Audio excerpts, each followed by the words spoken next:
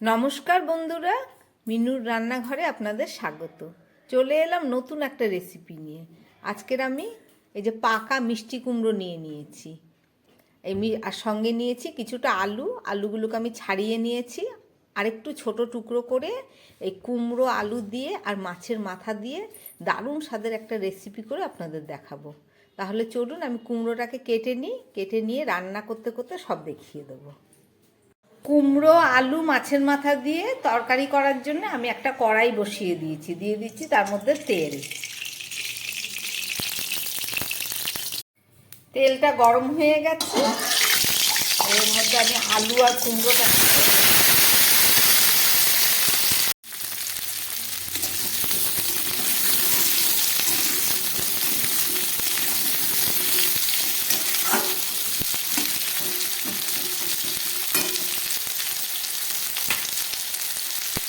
দিয়ে দিচ্ছি পরিমাণ মতো নুন,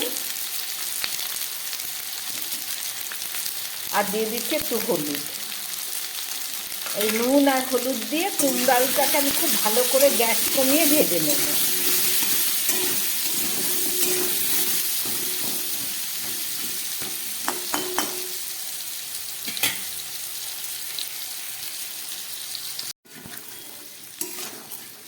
দেখুন কুমড়ো আলুটাকে ভাজতে ভাজতে কত সুন্দর একদম নরম হয়ে গেছে। এই দেখুন একদমই প্রায় নরম। এবার আমি আলুও সিদ্ধ হয়ে এসছে প্রায়। এবার আমি এগুলোকে তুলে ফেলবো।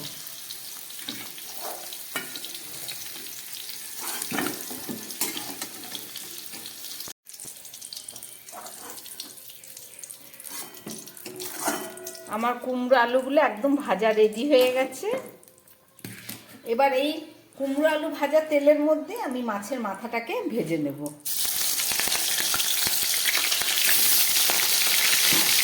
মাছের মাথার মধ্যে আমি নুন আর হলুদ আগেই মেখে দিয়েছি।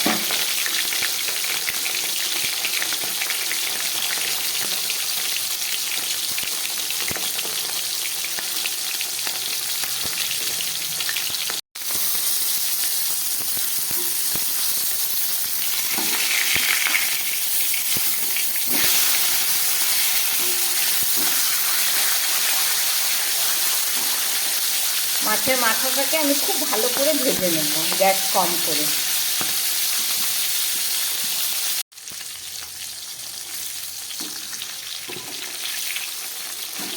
দেখুন মাছের মাথাগুলো কত সুন্দর করে ভাজা হয়ে গেছে। এই মাথাগুলোকে আমি একটু হালকা করে ভেঙে দেব।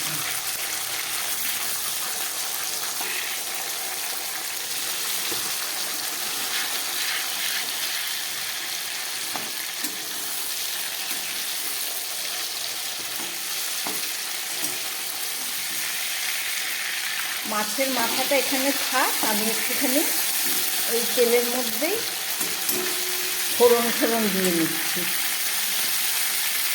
আর তেল লাগবে না, অনেক তেল আছে।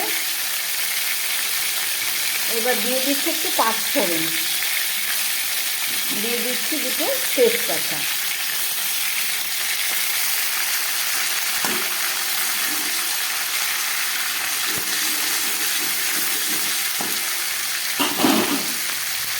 দিয়ে দিচ্ছি দুটো কাঁচা লঙ্কা।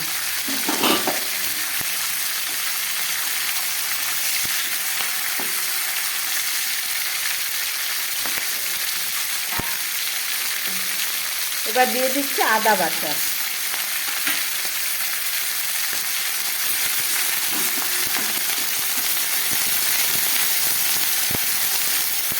দিয়ে দিচ্ছি হাফ চামচ ধনের গুঁড়ো,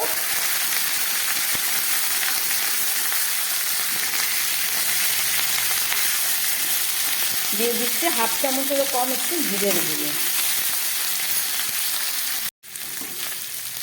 মশলাটা অনেকটাই ভাজা হয়ে গেছে। এবার একটু শুকনো লঙ্কার গুঁড়ো দিয়ে দিলাম, সামান্য একটু জল দিয়ে দেবো। এই মাছের মাথাগুলোকে আমি একটু ভালো করে রান্না করে নিচ্ছি এই মশলার মধ্যে।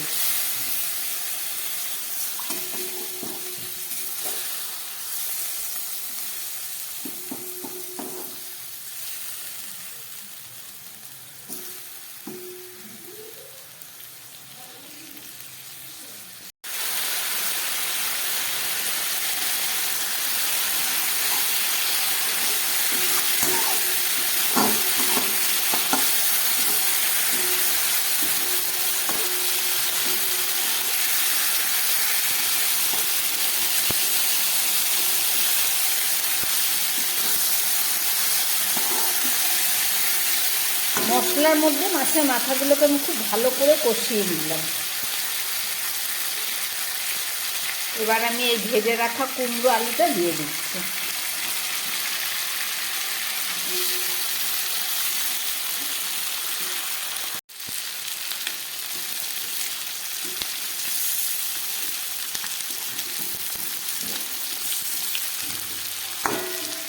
এবার আমি একটু জল দিয়ে দিচ্ছি, বেশি নাড়াচাড়া করলাম না, মাছের মাথাগুলো ভেঙে কাটা হয়ে যাবে।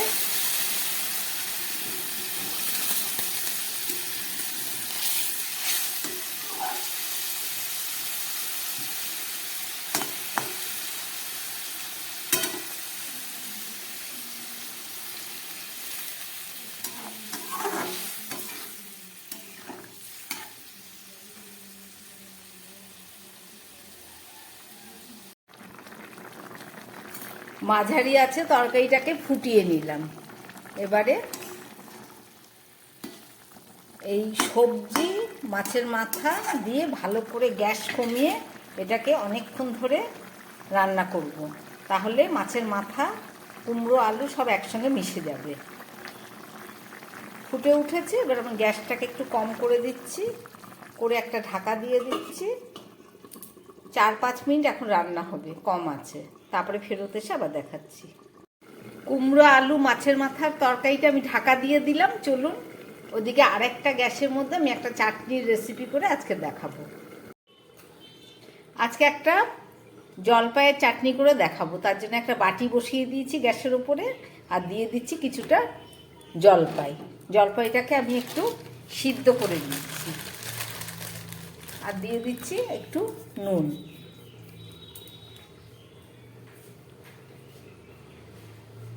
আর সঙ্গে দিয়ে দিচ্ছি 2টো টমেটো। সব আমি একসঙ্গে এটাকে সিদ্ধ করে নিচ্ছি। জলপাই আর টমেটোটা একটু সিদ্ধ হোক, ফুটে উঠেছে, আমি একটা ঢাকা দিয়ে দিচ্ছি। চলুন ওদিকে দেখি কুমড়ো আলু আর মাছের মাথা তরকারিটা কতটা হয়েছে।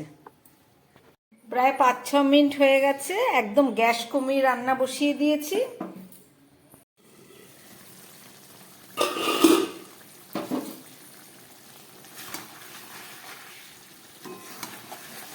একদম ঝোলটা শুকিয়ে তরকারিটা মাখো মাখো হয়ে এসছে। দেখি কুমড়ো আলু সব একদম সুন্দর গলে গেছে।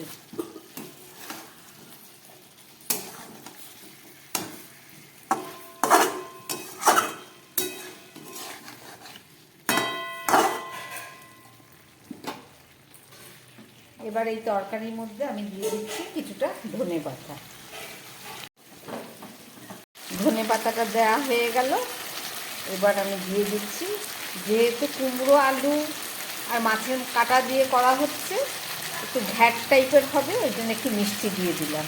একটু মিষ্টি দিলে খেতে খুব স্বাদ হয়।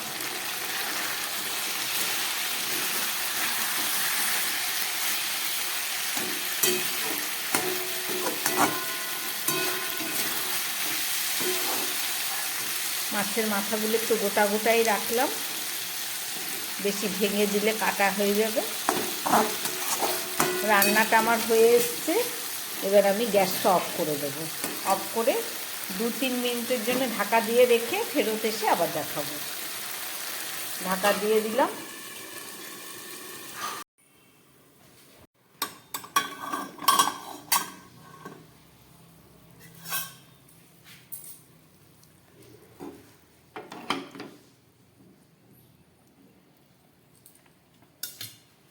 টমেটো আর জলপাইটা আমার একদম সিদ্ধ হয়ে গেছে। এবার এটাকে নামিয়ে রেখে চাটনি করে আপনাদের দেখাবো। জলপাই আর টমেটো সিদ্ধ হয়ে গেছে, নামিয়ে রেখেছি। একটা কড়া বসিয়ে আমি তার মধ্যে একটু মশলা ভেজে নিচ্ছি। এটা 5 ফোড়ন আছে, কিন্তু একটু মৌরির পরিমাণটা এখানে বেশি আছে। এই মশলাটা আমি চাটনিটার মধ্যে দেবো, এইটুকুই দেবো। এখানে 1 চামচ আছে।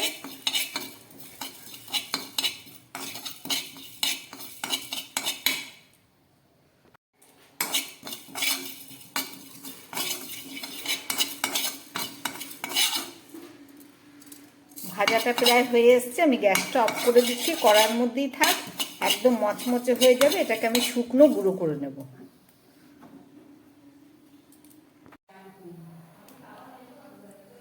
আমি জলপাইয়ের চাটনি করার জন্য কড়ার মধ্যে একটু সর্ষের তেল দিয়ে দিলাম, আর দিয়ে দিচ্ছি একটু লঙ্কা ফোড়ন, আর সামান্য একটু তেজপাতা দিচ্ছি, আর দিয়ে দিচ্ছি একটু সর্ষে। সব দেওয়া হয়ে গেলে এবার আমি সিদ্ধ জলপাইগুলোকে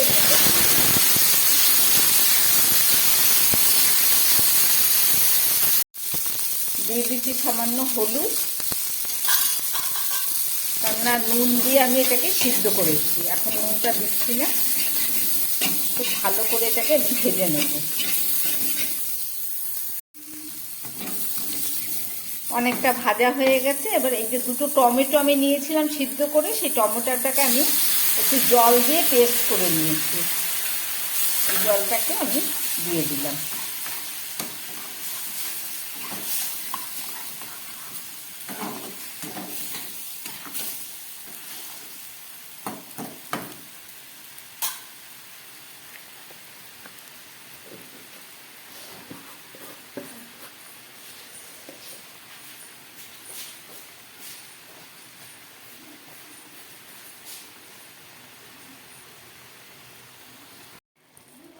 দিয়ে দিচ্ছি নুন, একটু নুন কম দিয়েছিলাম তখন সিদ্ধর সময়।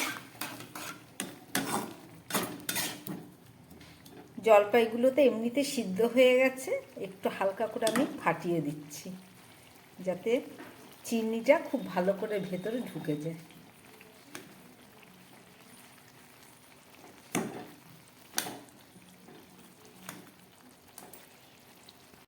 এবার দিয়ে দিচ্ছি পরিমাণ মতো চিনি, আপনারা চাইলে গুঁড়ো দিতে পারেন।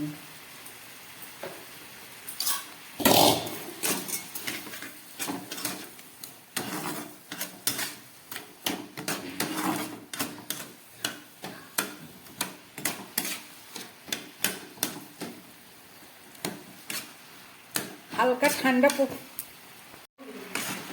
এখন হালকা হালকা ঠান্ডা পড়ে গেছে। এবার খাবার শেষ পাতে একটু চাটনি হলে ভালোই লাগে, আর এরকম জলপাইয়ের চাটনি হলে তো কথা নেই। আপনারা বানাবেন, বানিয়ে করে খেয়ে দেখবেন, খুব সুন্দর। এবার আমি একটু গ্যাসটা কম করে একটু ঢাকা দিয়ে দেবো, যাতে চিনিটা একদম খুব ভালোভাবে ভেতরে ঢুকে যায়।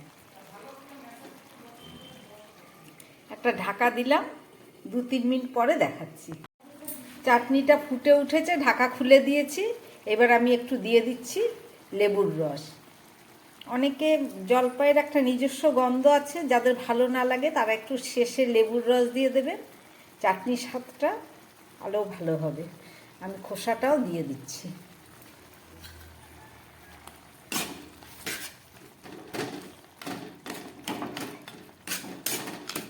চাটনি আমার হয়ে এসছে, সবশেষে আমি দিয়ে দেব ভাজা মশলা।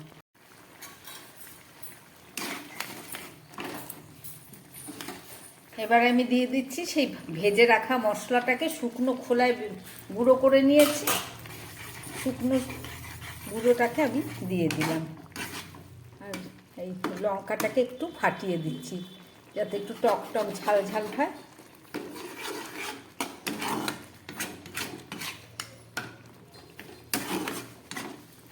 আমার চাটনি আর কুমড়ো দিয়ে আলু দিয়ে মাছের মাথা তরকারি দুটোই রেডি হয়ে গেছে, চলুন দেখাচ্ছি।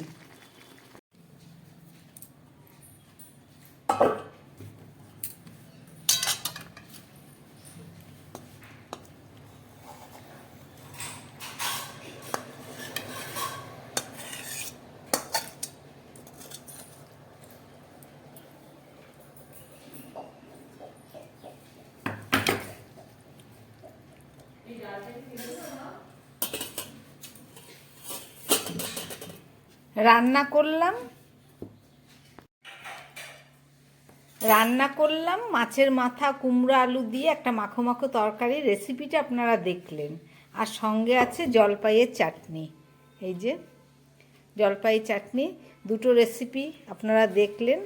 আমার বানানো এই রেসিপি যদি আপনাদের ভালো লাগে তাহলে আমার চ্যানেলটাকে লাইক করবেন এবং সাবস্ক্রাইব করবেন, যাতে আমি আগামী দিন আবার নতুন কোনো ভিডিও নিয়ে আসতে পারি। নমস্কার, সবাই সুস্থ থাকবেন এবং ভালো থাকবেন।